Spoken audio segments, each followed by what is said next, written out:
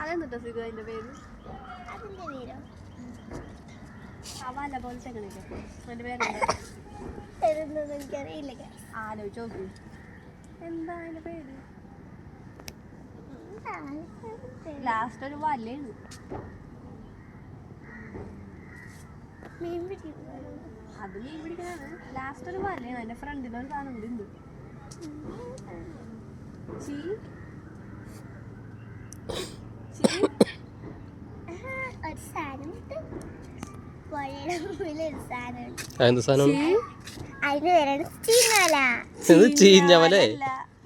ചീനവല.